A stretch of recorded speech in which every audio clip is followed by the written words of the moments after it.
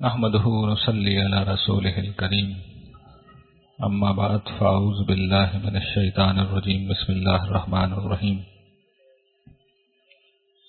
رب اشرح لي صدری ويسر لي امری واحلل عقدۃ من لسانی يفقهوا قولی ربنا لا تؤاخذنا ان نسینا واخطانا۔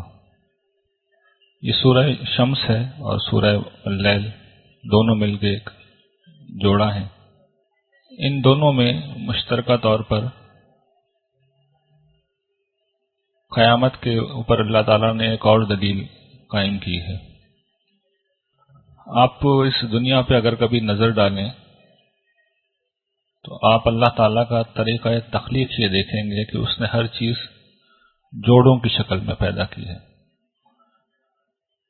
کچھ جوڑے ایسے ہی ہیں جو یہاں اس صورت میں سورہ شمس اور سورہ واللیل میں بیان کیے گئے ہیں۔ آپ دیکھ سکتے ہیں، میں نے ہائی لائٹ کر دیا ان حصوں کو کہ سورج اور چاند کا جوڑا، رات اور دن کا جوڑا، آسمان اور زمین کا جوڑا، اور اگلی صورت میں رات اور دن کے ساتھ مرد اور عورت کا جوڑا۔ اس کو بنیاد بنا کے ان دونوں صورتوں میں اللہ تعالیٰ جو بات سمجھانا چاہتے ہیں وہ یہ کہ دیکھو، یہ میرا طریقہ تخلیق ہے کہ میں نے اس دنیا میں جو چیز بھی بنائی ہے اس کو میں کامل معنویت اس وقت دیتا ہوں جب جوڑے کے دونوں اجزاء آپس میں مل جائیں اور پھر وہ اپنے مقصد، جس مقصد کے لیے وہ پیدا کیے گئے ہیں، اس کے حصول کے لیے پھر ہی وہ مؤثر ہوتے ہیں۔ اس کو مثال سے یوں سمجھیں کہ اللہ تعالیٰ نے اس دنیا میں مرد اور عورت کا جوڑا بنایا ہے۔ ایک ایسی دنیا کا تصور کریں کہ جس میں صرف مرد ہوں، یا ایک ایسی دنیا کا تصور کریں جس میں صرف عورتیں ہوں، تو آپ دیکھیں گے کہ انسانیت ایک نسل میں ختم ہو جائے گی۔ مرد اور عورت ملتے ہیں، پھر جو انسانیت کا مقصد وجود ہے وہ حاصل ہوتا ہے۔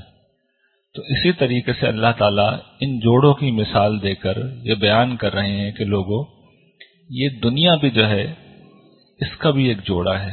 اس دنیا کا جوڑا آخرت ہے۔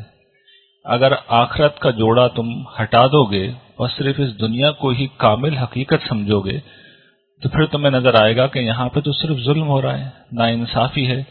ایک بہترین انسان ہے، صالح انسان ہے، نیک انسان ہے، وہ پستا ہے، وہ دبتا ہے، وہ محرومی کا شکار ہے، وہ مایوسی کا شکار ہے، اور ایک ظالم ہے، ایک بدکار ہے، اس کو کسی طرح اقتدار حاصل ہو گیا ہے۔ ایک برا آدمی ہے، وہ بڑے بڑے جرائم کا ارتکاب کر رہا ہے، قتل کر رہا ہے، لوگوں کی جان مال آبرو سے کھیل رہا ہے، اس کا ہاتھ روکنے والا کوئی نہیں ہے۔ تو اگر صرف دنیا کو تم نظر میں رکھو گے تو میرا مقصد تخلیق تم پہ واضح نہیں ہوگا۔ تو اس جوڑے کے ایک حصے کو تم جانتے ہو، دوسرا میں بتا رہا ہوں۔ دوسرا جوڑا ہے آخرت، اور تعلق کیا ہے؟ یہ دار العمل ہے، وہ دار الجزا ہے۔ یہاں پہ امتحان ہو رہا ہے، آزمائش ہو رہی ہے، اور وہاں پر اچھوں کو اچھا بدلہ ملے گا اور بروں کو برا بدلہ ملے گا۔ تو یہ استدلال ہے جو قیامت کا ایک اور اللہ تعالیٰ نے ان دونوں صورتوں میں اٹھایا ہے، اور پھر وہی کفار کو، قریش کو متنبع کیا ہے۔ خاص طور پر یہ سورہ اللیل میں، اس کو میں آپ کے سامنے تھوڑا سا ترجمہ اس کا بیان کر دیتا ہوں۔ وہ بیان کرتے ہیں کہ کیا چیز ہے جو باعث نجات ہے۔ وہ کہتے ہیں کہ جس نے اپنا مال دیا اور اللہ سے ڈر کے زندگی گزاری، اور جس نے اچھے انجام کی تصدیق کی، یعنی آخرت کی تصدیق کی، اس کو ہم درجہ بدرجہ سہج سہج آسانی کی طرف لے جائیں گے۔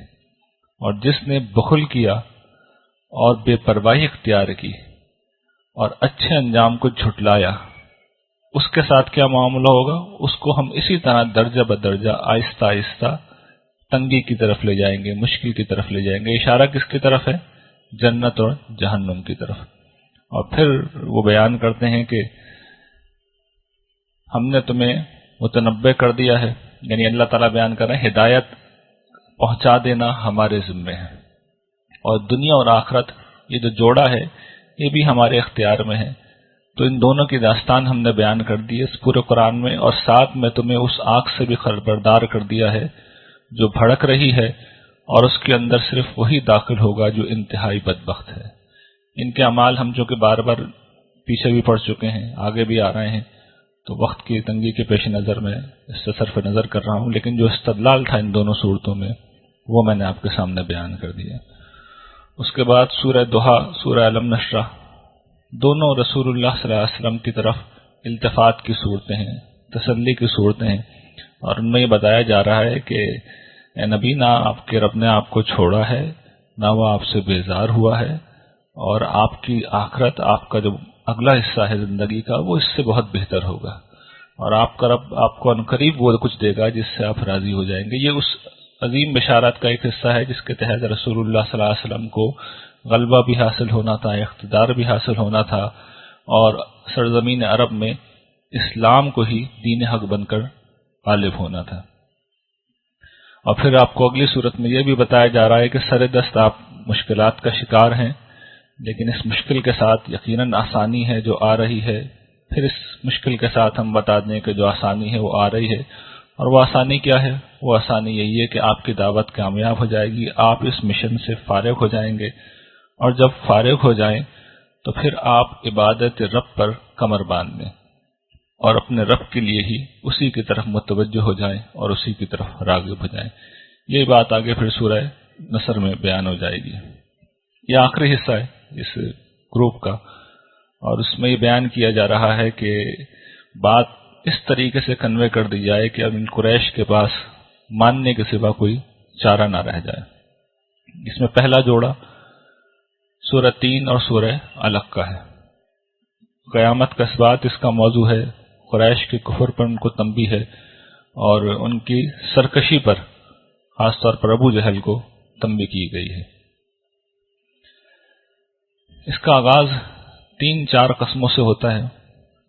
پہلی 3 کی یعنی انجیر کی قسم کھائی گئی ہے، پھر زیتون کی قسم کھائی گئی ہے۔ عام طور پر ان کا مطلب جو 2 پھل ہیں وہ بیان کیا جاتا ہے، لیکن اس میں آپ کبھی تفسیر اٹھا کے دیکھ لیں تو اہل علم میں شروع سے اختلاف رہا ہے اس کے اندر۔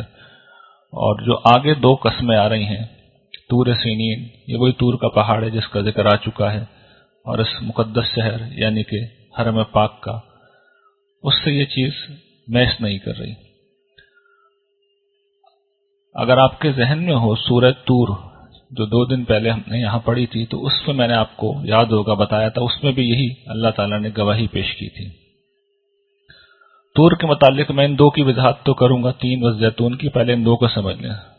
طور سینین یہ وہ پہاڑ ہے جہاں پر بنی اسرائیل سے کو شریعت دی گئی تھی اور ان سے وفاداری کا عہد لیا گیا تھا، یعنی فرعون کی غرقابی کے بعد وہ لوگ حضرت موسیٰ کے ساتھ یہاں پہ آئے تھے اور پھر ان کو شریعت دی گئی تھی، یعنی کہ ایک قوم کی جزا کا اللہ تعالیٰ نے فیصلہ کیا تھا۔ اور بنی اسرائیل کے متعلق میں آپ کو بار بار یہ بتاتا رہا ہوں کہ حضرت ابراہیم کی اولاد کے لیے اللہ تعالیٰ نے قانون بنا رکھا ہے، اور وہ قانون یہ ہے کہ یہ لوگ دنیا میں اللہ تعالیٰ کی اس اخروی سزا و جزا کا نمونہ ہیں جو آخرت کے دن برپا ہونی ہے۔ یہ اچھائیاں کرتے ہیں تو ان کے ساتھ اچھا کیا جاتا ہے، اور یہ برائیاں کرتے ہیں تو ان کو سزا ملتی ہے۔ سورہ ابراہیم میں بھی میں نے یہ بات آپ کو بتائی تھی، لَئِن شَكَرْتُمْ لَأَزِيدَنَّكُمْ، یہ وعدہ تھا ان کے ساتھ، اور کفر کرو گے تو عذاب بڑا شدید ہے۔ سورہ بنی اسرائیل میں بھی یہ بات واضح کی گئی تھی کہ ان پہ کس طریقے سے 2 دفعہ انہوں نے زمین میں فساد برپا کیا تو ان پہ عذاب آیا۔ یہ اسی قانون مجازات کا بیان ہے، سزا و جزا کے قانون کا بیان ہے، اور یہی اس بلد امین میں ہوا تھا جب حضرت ابراہیم علیہ السلام نے، سورہ ابراہیم میں یہ بیان ہوا تھا کہ اپنے صاحبزادے حضرت اسماعیل کو اس سرزمین میں جب بسایا تھا تو اس وقت دعا کی تھی پروردگار سے، اور یہ عرض کی تھی کہ پروردگار میں اپنی اولاد کے ایک حصے کو یہاں بسا رہا ہوں، تو لوگوں کے دل ان کی طرف مائل کر دے اور ان کو بہترین رزق، پھلوں کا رزق عطا فرما۔ یہ دعا قبول ہو گئی، اور یہ چیز بھی قریش کو ملتی رہی تھی۔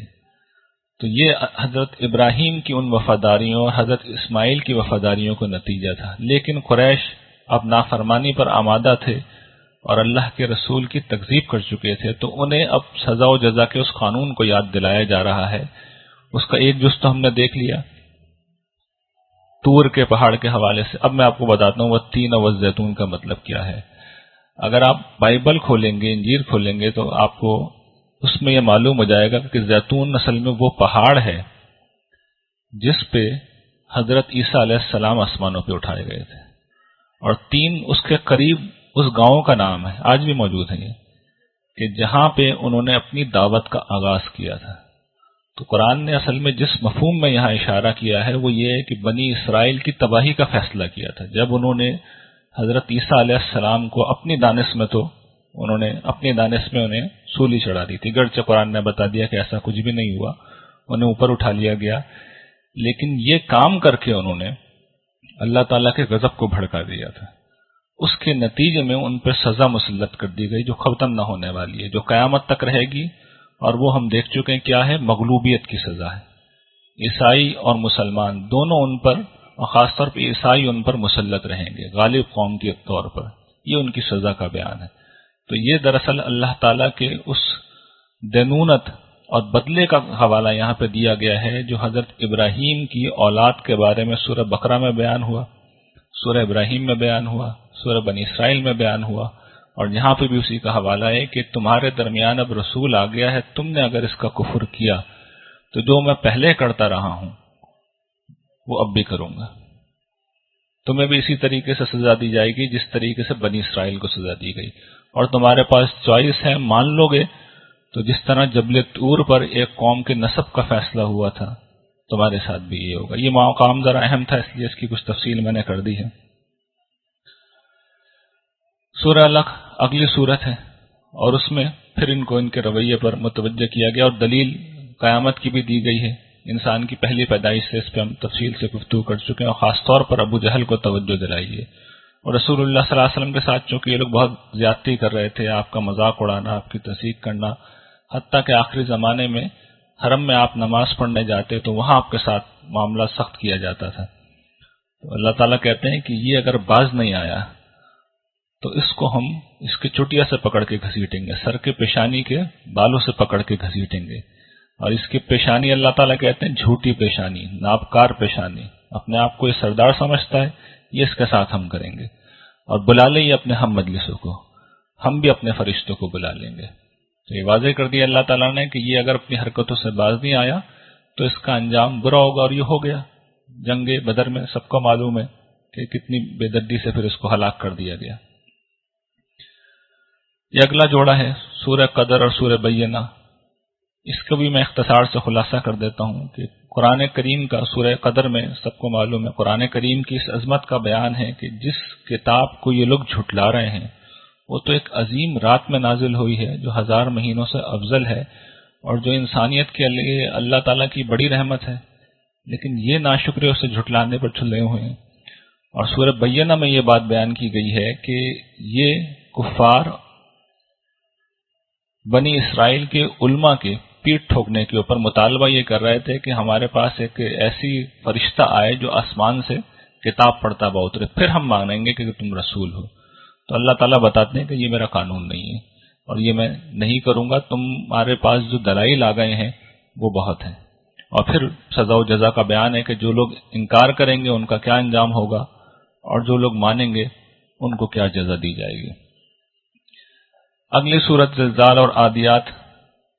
سورہ زلزال میں یہ بتایا گیا ہے کہ جب قیامت کا زلزلہ آ جائے گا تو اس وقت کیا ہوگا، اور اس میں جو سب سے نمایاں چیز ہے وہ انسان کے نامہ اعمال کا معاملہ ہے۔ اللہ تعالیٰ کہتے ہیں کہ جس نے رائی کے دانے کے برابر بھی کوئی خیر کی ہے تو وہ وہاں پہ موجود پائے گا، اور کسی نے رائی کے دانے کے برابر بھی کسی برائی کا ارتکاب کیا ہے تو اسے وہاں دیکھ لے گا۔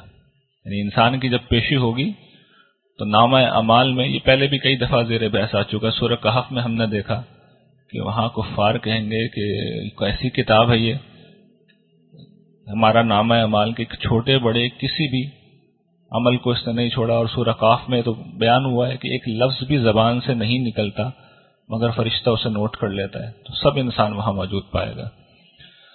اور پھر سورہ عادیات میں یہ اللہ تعالیٰ بتا رہے ہیں یہ گھوڑوں کی جو اس وقت ایک کچھ صورتحال کا بیان ہے کہ وہ کس طریقے سے جنگ کے وقت معاملہ کرتے تھے، صفوں میں گھس جاتے تھے، ٹاپے ایسے مارتے تھے کہ چنگاریاں اڑیں، اور بھاگتے ہوئے ہانپنے لگتے تھے. یہ اشارہ ہے جب گھوڑے کسی گروہ پر حملہ کرتے تھے. یہ عرب کی زندگی کا روزمرہ تھا. وہاں پر کسی تجارتی قافلے کو امن حاصل نہیں تھا سوائے قریش کے قافلوں کو. قریش کی وہاں حرم کے متولی ہونے کی بنا پر بہت عزت تھی. ان کے قافلے گرمیوں میں شام جاتے تھے، سردیوں میں یمن جاتے تھے، کوئی تعرض نہیں کرتا تھا. دنیا بھر کی نعمتیں ان کے پاس آ رہی تھیں، تو یہ امن و امان، رزق کی فراوانی، یہ عزت سب انہیں حاصل تھا. تو ہونا تو یہ چاہیے تھا کہ اب پروردگار عالم کا رسول ان کے پاس آیا ہے صلی اللہ علیہ وسلم، اور یہ اس پر ایمان لاتے. بجائے اس کے انہوں نے ناشکری کی، کفر کیا. تو اللہ تعالیٰ اس کو بیان کر رہے ہیں کہ یہ جو انسان ہے کتنا ناشکرا ہے، اور اس پہ خود گواہ بھی ہے. یعنی ان کو معلوم تھا کہ یہ کر کیا رہے ہیں. تو اللہ تعالیٰ بتا رہے ہیں کہ یہ جب قیامت آئے گی تو اس وقت ہم حساب لے لیں گے ان سے. اگلا جوڑا قاریہ اور تکاثر، اس میں قیامت کی کچھ منظر کشی ہے اور اسی حوالے سے کچھ تنبیہ ہے. کل پرسوں میں بیان کر چکا ہوں قاریہ کا مطلب کیا ہے. گھروں میں لوگ سو رہے ہوتے ہیں اور اس وقت اگر کوئی کنڈی کھڑکھڑا دیا تو ایک دم سے انسان گھبرا کے اڑ جاتا ہے. قیامت ایسا ہی آئے گی. اس روز انسانوں کا حال یہ ہوگا کہ بکھرے ہوئے پتنگے ہیں اور بڑے بڑے پہاڑ ایسے ہوں گے جیسے کہ دھنکی ہوئی رنگین ہوئی. یہ جو رنگین روئی ہوتی ہے اس کی تشبیہ اس لیے دی گئی ہے کہ عرب میں پہاڑ رنگین ہوتے ہیں. تو دنیا بھر میں ظاہری بات ہے کہ اس نوعیت کے پہاڑ عام طور پر نہیں پائے جاتے، لیکن سب کا انجام ہوگا یہی. بڑے بڑے پہاڑ ہوا میں اس طرح اڑ رہے ہوں گے جیسے کہ روئی کے گالے. یہ اس دھماکے کا، اس کی شدت کا حال ہوگا. تو پھر اللہ تعالیٰ کہتے ہیں کہ جس کا پلڑا بھاری ہوگا، جس کی میزان کا پلڑا بھاری ہوگا، وہ دل پسند عیش میں ہوگا. جنت کی تعبیر ہے یہ. اور جس کا پلڑا ہلکا ہو جائے گا تو وہ گہری کھائی میں جا گرے گا. اور تمہیں کیا معلوم کہ وہ گہری کھائی کیا ہے؟ وہ بھڑکتی ہوئی آگ ہے. پھر ان کو تنبیہ کی ہے کہ تم کو غفلت میں رکھا بہتات کے حرص نے، اور آ جائے اور آ جائے. ایک گاڑی ہے تو دوسری ہو جائے، ایک گھر ہے تو دوسرا ہو جائے، 10 لاکھ ہے تو 20 ہو جائے، کروڑ ہیں تو 10 کروڑ ہو جائے. زندگی اسی میں گزر گئی. اور پیچھے ہم پڑھ چکے ہیں جہاں اللہ تعالیٰ نے یہ بات کہی ہے کہ دنیا کے لیے بھاگ دوڑ کرنے والوں، دنیا کے لیے کمپٹیشن کرنے والوں، اس کی اصل جگہ تو آخرت ہے، اس میں بڑھو. تو کہتے ہیں کہ انسان اسی میں لگا رہتا ہے یہاں تک کہ وہ اپنی قبر کے اندر جا پہنچتا ہے. تو ٹھیک ہے، اگر نہیں مان رہا ہے آخرت کو، اس کی گرفت کو، تو اپنی آنکھوں سے دیکھ لیں گے، بہت جلد جانیں گے. اور اس روز انہیں معلوم ہو جائے گا جہنم کیا ہے. اور اس روز جو سب سے اہم بات ہوگی کہ جو نعمتیں دی گئی ہیں، ایک ایک نعمت کا حساب ہوگا. میں نے بیان کیا نا کہ اللہ تعالیٰ نے نعمت دینے میں آخری حد کر دی ہے کہ جانوروں کو تو وہ صرف چارہ کھلاتے ہیں، اور انسانوں کو دسیوں طرح کے، درجنوں طرح کے ذائقے انہوں نے پیدا کر دیے. تو کوئی معمولی نعمت ہے، معمولی احسان ہے؟ یہ غیر معمولی احسان ہے جو اللہ تعالیٰ نے انسانوں پہ کر رکھا ہے. تو کیا وہ پرسش نہیں کریں گے، پوچھیں گے نہیں؟ اور خاص طور پہ یہ قریش کی طرف اشارہ ہے. یہ سمجھ لیجیے کہ ہر صورت اصل میں نازل قریش کے لیے ہی ہو رہی ہے. رسول اللہ صلی اللہ علیہ وسلم انہی کے درمیان موجود ہیں، کلام انہی سے کیا جا رہا ہے. اسالیب ذرا جامع رکھے جا رہے ہیں تاکہ بات دوسروں تک بھی پہنچ سکے. سورہ والعصر، سورہ ہمزہ، خدا کے جو سزا جزا کا قانون ہے اس کا بیان، اور انہیں یہ وارننگ کہ یہ باز نہ آئے تو ان کا ٹھکانہ آگ میں ہوگا. زمانہ اس پہ شاہد ہے. اس کی تفصیل پیچھے ہم دیکھ چکے ہیں. حضرت نوح سے لے کر حضرت عیسیٰ تک کے زمانے میں جو رسول بھی آ رہا ہے، یہ واضح ہے کہ جب رسول آ جاتا ہے تو پھر لوگ بچ نہیں سکتے. اس قوم کے لیے اللہ تعالیٰ کی عدالت لگ جاتی ہے.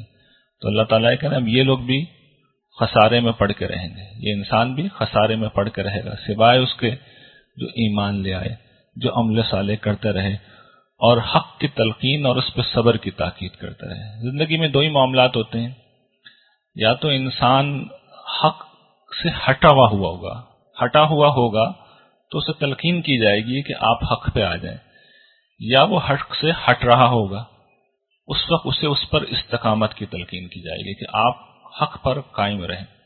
اور یہ کیا چیز ہے؟ یہ وہ دعوت ہے جو فرد کی دعوت ہے، جو مجھے آپ کو زندگی کے ہر حصے میں دینی ہے. اور یہ اصل میں نجات کا ضابطہ بیان کر دیا اللہ تعالیٰ نے.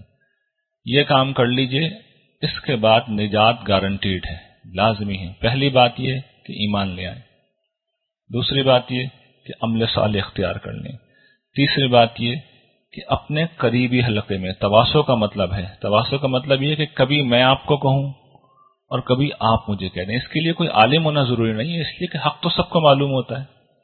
یہ مسلمات کی طرف اشارہ ہے، اس میں کسی علمی بحث کی ضرورت نہیں ہوتی. جھوٹ بولنا سب کو معلوم ہے غلط ہے، قتل کرنا سب کو معلوم ہے غلط ہے، عدل کرنا سب کو معلوم ہے کہ کرنا چاہیے، ظلم نہیں کرنا چاہیے، بددیانتی نہیں کرنی چاہیے. تو یہ مسلمات ہوتے ہیں، اس کے لیے کسی کو عالم ہونے کی ضرورت نہیں ہے. یہ گھر میں بھی لوگ کر سکتے ہیں، میاں بیوی کو، بیوی میاں کو، بھائی بہن کو، بہن بھائی کو. اچھا کبھی ایک شخص کر رہا ہوگا، دوسرے دن دوسرا شخص اس کی توجہ دلا دے گا. اس کا سبب یہ ہے کہ انسان کمزور ہے، بھولتے رہتے ہیں، تو یہ یاد دہانی ضروری ہوتی ہے، اور بڑے سے بڑا آدمی بھول جاتا ہے. تو اگر قریب میں کوئی موجود شخص توجہ دلا دے تو پھر یہ اس کے بڑا احسان ہے، فوراً ہمیں لوٹ کے آ جانا چاہیے. اور یہ وہ کام ہے جو لازمی ہے، یہ لازمی ہے. جس طرح ایمان لانا لازمی ہے، عمل صالح کرنا لازمی ہے، اسی طرح تواصل بالحق. لیکن حق کا مطلب ہوتا ہے وہ سچائی، اس کا سچا ہونا سب کو معلوم ہو. اس میں بھی البتہ خیال کر لینا چاہیے دو چیزیں اس میں. ایک تو یہ کہ جو والدین ہوتے ہیں یا جو حکمران ہیں، جو ان کا دائرہ اختیار ہے، وہاں پہ وہ صرف تلقین ہی نہیں کرتے، وہاں پہ وہ منواتے ہیں. یہ ان کی ذمہ داری ہے. صرف اس کا خیال کر لینا چاہیے کہ اگر اس کے نتیجے میں کوئی زیادہ بڑا فساد پیدا ہو جائے تو پھر حکمت سے کام لینا چاہیے. اور پھر وہی حضور نے 3 درجے بیان کیے کہ برائی کو دیکھو تو ہاتھ سے روکو، دل میں پھر برا ایک ہاتھ سے روکو، زبان سے کہو اور دل میں برا سمجھو. اس کا تعلق کس چیز سے ہے؟ ایک شخص گھر میں سربراہ ہے، ایک شخص ادارے میں سربراہ ہے، تو وہاں پہ اس کی یہ ذمہ داری ہے کہ زبردستی کرے. وہ نہیں کر سکتا تو پھر زبان سے کہے، وہاں بھی نہیں کر سکتا تو دل میں برا کہے. اس سے نیچے تو حضور فرماتے ہیں کہ پھر کوئی ایمان ہی نہیں ہوتا. تو یہ ایک خاص موقع ہے. یہ جو تواصل بالحق ہے یہ تو عام چیز ہے، یعنی میں آپ کو کہہ رہا ہوں، آپ مجھے کہہ رہے ہیں. لوگ دفتر میں ایکول کلیگ ہیں، گھر میں بھائی بہن برابر ہیں، تو وہاں پہ آپ زبردستی نہیں کر سکتے، وہاں پہ تلقین کی جائے گی. تو یہ اس تلقین کا ذکر ہے. دونوں چیزوں کا فرق واضح رہے.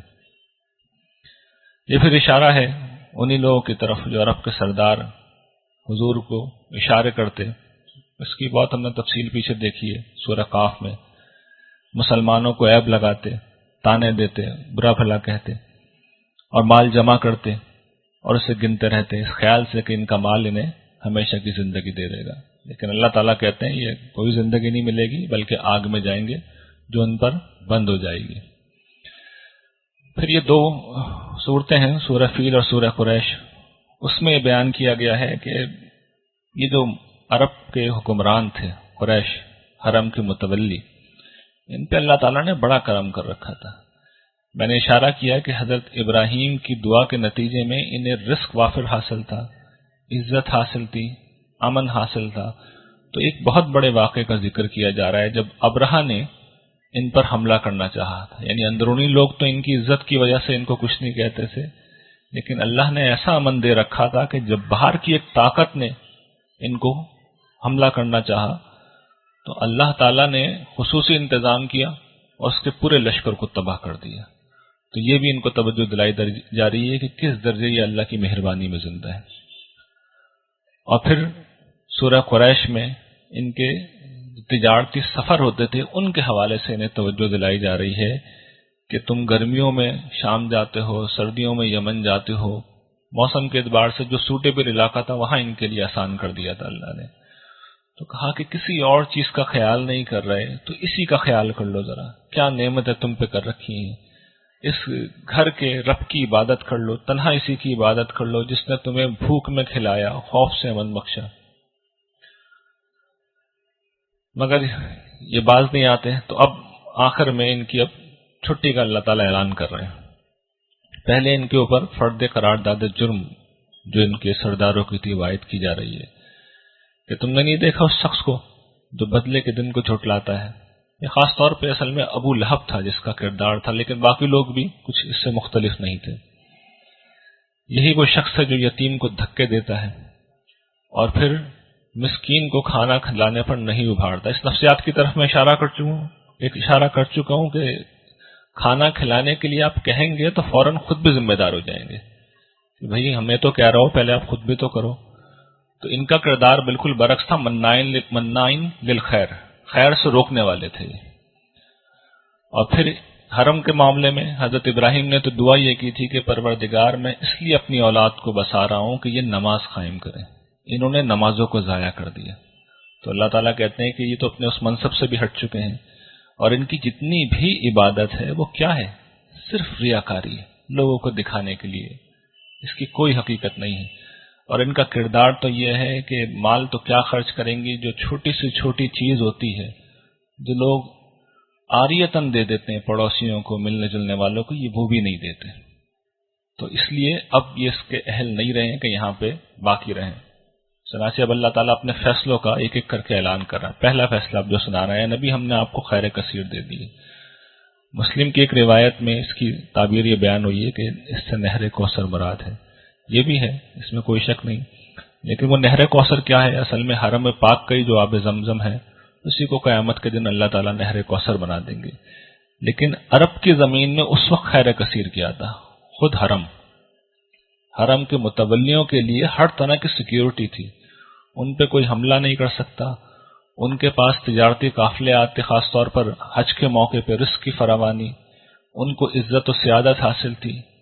تو انہوں نے مستحق اپنے آپ کو جب یہ ثابت کر دیا کہ وہ اس کے مستحق نہیں ہے، تو اللہ تعالیٰ کہہ رہے ہیں اب ہم نے یہ ساری خیر کثیر نبی آپ کو دے دی ہے۔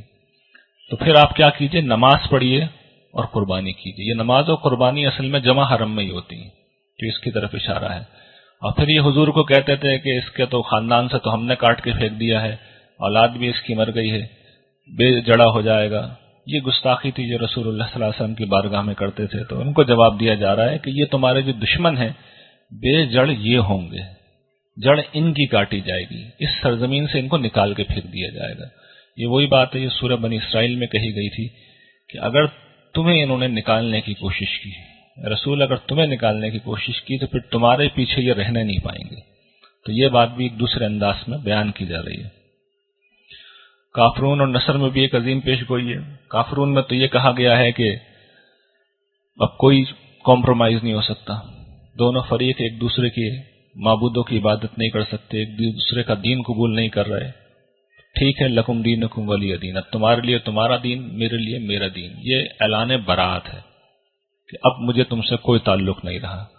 اور اس کے بعد یہ عظیم ترین صورت ہے قرآن کریم کی، اور یہ معجزہ ہے۔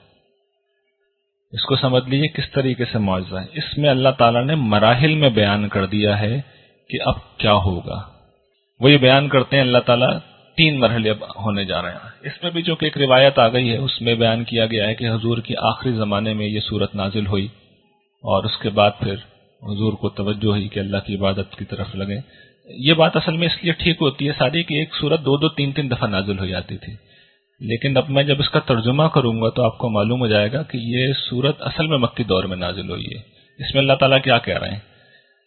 دیکھو، جب اللہ کی مدد اور فتح آ جائے، یہ کیسا اسلوب ہے؟ جب میں آپ سے اگر فرض کر لیں یہ کہوں کہ جب 12 بج جائیں تو فلاں کام کر لینا، اس کا مطلب کیا ہے؟ 12 نہیں بجے ابھی۔ جب میں کہوں کہ دوپہر ہو جائے تو ظہر کی نماز پڑھ لینا، اس کا مطلب کیا ہے؟ ابھی دوپہر نہیں ہوئی ہے۔ ٹھیک یہی اسلوب ہے جب اللہ کی مدد اور فتح آ جائے۔ یہ فتح پہ ہم پچھلی صورتوں میں بات کر چکے ہیں، یہ فتح مکہ کا اشارہ ہے۔ اس کا مطلب ہے مکہ بھی فتح نہیں ہوا، اللہ کی مدد بھی نہیں آئی۔ اللہ کی مدد کیا ہے؟ سلطان نصیر، اللہ تعالیٰ کی مدد۔ کون سی مدد؟ جو انصار کے قبول اسلام کے نتیجے میں آئی، جس کو اللہ تعالیٰ نے سورہ بنی اسرائیل میں بیان کیا ہے کہ ہم اقتدار سے آپ کی مدد کریں گے۔ تو سب سے پہلے انصار نے قبول اسلام کیا، پہلی چیز یہ ہوئی۔ دوسری چیز مکہ فتح ہوا۔ اس کے بعد تیسری چیز، جب تم دیکھ لو کہ لوگ گروہ در گروہ، فوج در فوج اللہ تعالیٰ کے دین میں داخل ہو رہے ہیں، یہ جو عام الوفود کا سال تھا سن 9 ہجری میں، یہ اس کی طرف اشارہ ہے۔ جب یہ سارے کام ہو جائیں تو پھر اپنے رب کی تسبیح کرنا اس کی حمد کے ساتھ اور اس سے معافی مانگنا، انہ کان توابا، وہ توبہ قبول کرنے والا. یہ وہی بات جو سورہ الم نشرح میں کہی گئی تھی کہ جب تم فارغ ہو جاؤ تو اپنے رب کی عبادت کے لیے کمر بستہ ہو جانا اور اسی کی طرف رغبت کرنا. یہ صورت اس وقت پر جب دوبارہ نازل ہوئی تو حضور کو اندازہ ہو گیا کہ اب مشن پورا ہو گیا ہے اور اب میرے اللہ تعالیٰ کی طرف لوٹنے کا وقت ہے. لیکن آپ یہ دیکھیے کہ یہ عین عالم مغلوبیت میں اللہ تعالیٰ بتا رہے ہیں کہ اب کیا کیا ہوگا. تم ہجرت کرو گے، تمہیں اقتدار کی مدد حاصل ہوگی، مکہ فتح ہو جائے گا.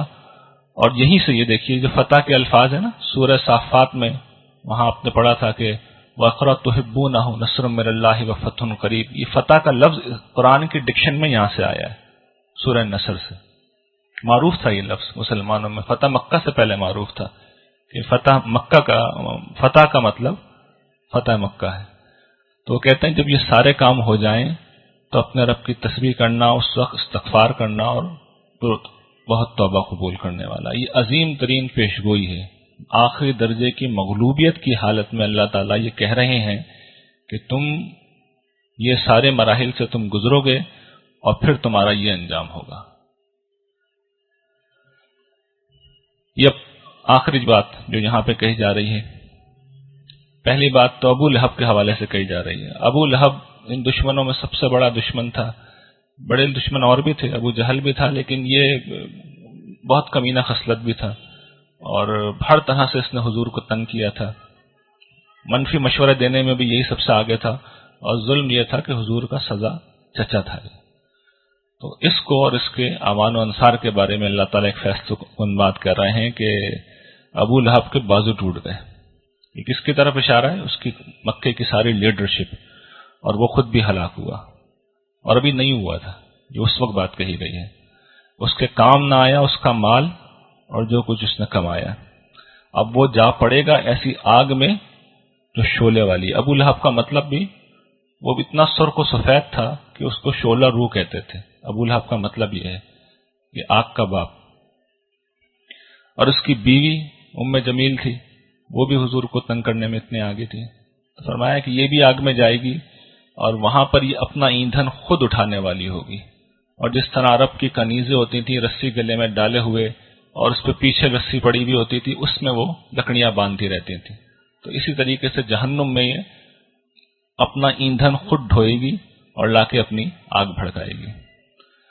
اور آخر میں توحید کامل کا اعلان حضور سے کروایا جا رہا ہے کہ نبی کہہ دیجئے اللہ یکتا ہے، سب سے جدا ہے، لیکن وہ صمد ہے، وہ سب کا ہے، سب کا سہارا ہے. صمد عربی میں کہتے ہیں اس چٹان کو جس کا کسی آندھی طوفان بارش میں لوگ سہارا پکڑتے ہیں، جس کے پیچھے آ کے چھپ جاتے ہیں، وہ سب کا سہارا ہے. نہ وہ کسی کا بیٹا ہے نہ باپ ہے اور اس کا کوئی ہمسر نہیں ہے. اور پھر اختتام پہ رسول اللہ صلی اللہ علیہ وسلم سے کو تلقین کی جا رہی ہے کہ آپ اب ہجرت کا مرحلہ ہے، آپ یہاں سے جائیں گے اور آپ کو مدینے میں ایک طرف یہودیوں سے سامنا پیش آئے گا جو گروہوں پہ پھونک مارنے والے بھی تھے، جادو کرنے میں بھی ایکسپرٹ تھے، سازشی عناصر تھے. دوسری طرف اب کفار، اب پورا عرب آپ کے اوپر پل پڑے گا. اس کی تفصیل ہم قرآن کریم کی ابتدائی صورتوں میں دیکھ چکے ہیں. تو اس کی طرف اشارہ ہے کہ یہ سارے مراحل اب آنے والے ہیں. تو اس میں سہارا کیا چیز ہے؟ سہارا صرف پروردگار عالم کی ذات ہے. تو اس سے آپ مدد مانگیے، ہر چیز کے نمودار کرنے والے رب کی پناہ مانگیے. تمام مخلوقات کے شر سے، اندھیری رات کے شر سے جب وہ چھا جائے، گروہوں پر پھونک مانگنے والوں کے شر سے، اور حاسد کے شر سے جب وہ حسد کرے. اور اے نبی کہو کہ میں پناہ مانگتا ہوں انسانوں کے رب، انسانوں کے مالک، انسانوں کے معبود کی ہر وسوسہ انگیز سے جو وسوسہ ڈال کر پیچھے ہو جاتا ہے، جو انسانوں کے دلوں میں وسوسہ ڈالتا ہے، اور وہ جنوں میں سے بھی ہوتے ہیں اور انسانوں میں سے بھی ہوتے ہیں. یہ جی حاضرین قرآن کریم اللہ تعالیٰ کی رحمتوں سے ہم نے پڑھ لیا، سمجھ لیا. اس میں جو خاص بات میں آپ کی توجہ دلانا چاہتا ہوں، یہ جو آخری ہم نے دو کل اور آج پڑھے ہیں سورہ ملک سے، اس میں آپ نے دیکھا اللہ تعالیٰ نے کیا کیا ہے، قیامت کا انذار کیا ہے، اور اس کے ساتھ یہ بتایا ہے آخر میں کہ ایک جدوجہد وہ ہو رہی ہے جو سرزمین عرب پہ ہو رہی ہے، جس میں بظاہر آج مسلمان پسے ہوئے ہیں، دبے ہوئے ہیں، کمزور ہیں. کفار مذاق اڑا رہے ہیں ان کا، ان پہ ظلم کر رہے ہیں، لیکن آخر میں آتے آتے یہ واضح کر دیا گیا کہ اب ان کا غلبہ یقینی ہے۔ اور ہم میں سے ہر شخص آج 1500 سال بعد جب بیٹھا ہوا ہے تو وہ تاریخ کے آئینے میں نگاہ ڈال کے یہ دیکھ سکتا ہے کہ اللہ تعالیٰ کی پیش گوئیاں جیسے انہوں نے کی تھیں بعینی ہی پوری ہو گئیں، ایک بات بھی غلط ثابت نہیں ہوئی، لفظ ب لفظ ساری باتیں پوری ہوئیں۔ تو یہ کس چیز کا ثبوت ہے؟ اللہ تعالیٰ نے ایک وعدہ نہیں کیا حضور سے، ایک وعدہ یہ کیا ہے کہ سرزمین عرب میں غلبہ ہو جائے گا، اور ساتھ میں دوسرا وعدہ کیا ہے کہ زمین اللہ تعالیٰ آخر کار اپنے سارے نیک بندوں میں بانٹ دیں گے۔ زبور میں بھی یہ بات بیان ہوئی نا، سورہ انبیاء میں زبور کی کوٹیشن کے ساتھ یہ اللہ تعالیٰ نے بیان کی ہے کہ زمین اپنے نیک بندوں میں بانٹ دوں گا، اس کا وارث میں انہی کو بنا دوں گا۔ تو یہ جو داستان ہم نے یہاں پہ سنی ہے پورے قرآن کریم میں، جو فاتحہ سے لے کر والناس تک ہے، ہمارے پاس دو ہی راستے ہیں۔ ایک تو یہ کہ جو کفار کا رویہ تھا، ان کا رویہ کیا تھا؟ اساطیر الاولین، کہانی تھی جی، بہت اچھی کہانی تھی، واہ واہ سبحان اللہ، بہت اچھا اینڈ ہوا۔ کفار یہی سمجھتے تھے۔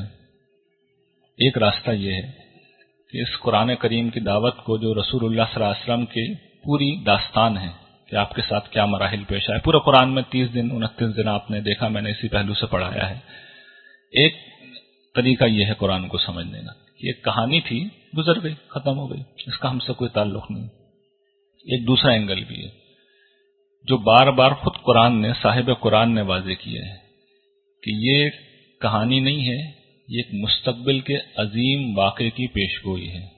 انہ لقول الفصل وما ہوا، یہ ہزل نہیں ہے، قرآن نے بیان کر دیا، یہ مذاق نہیں ہے، یہ کوئی تماشا نہیں ہے۔ اللہ تعالیٰ کہتے ہیں تماشا اگر مجھے کرنا ہوتا تو اپنے پاس کرتا میں، تم زندہ انسانوں کو اس میں نہیں ڈالتا۔